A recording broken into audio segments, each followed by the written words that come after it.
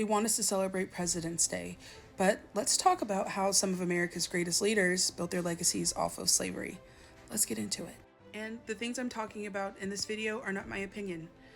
Please do not take offense, and if you do, self-reflect on why, before you comment, preferably. Washington's teeth were yanked from the mouths of enslaved people. You've probably heard the myth that they were made of wood, but the truth is so much worse.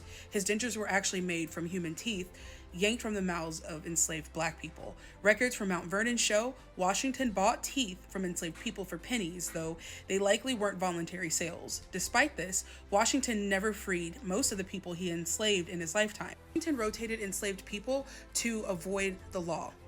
Washington enslaved more than 300 black people, but when he moved to Philadelphia, the U.S. capital at that time, there was a problem. Pennsylvania had a law that freed enslaved people after 6 months of residency.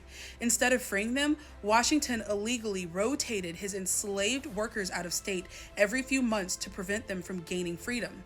One woman, Oni Judge, successfully escaped. Washington spent years trying to capture her.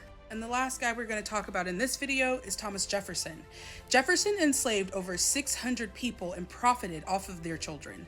Jefferson wrote, "All men are created equal," but enslaved over 600 black people throughout his lifetime.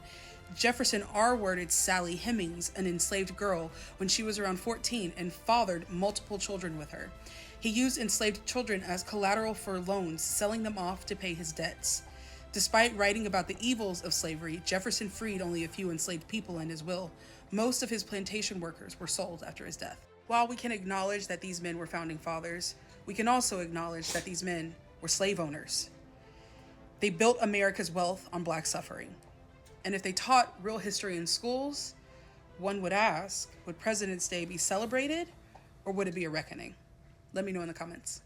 And as always, follow me on Instagram and YouTube at the same username, The Controversial Blonde, and check out the link in my bio to my Goodreads for sources and books.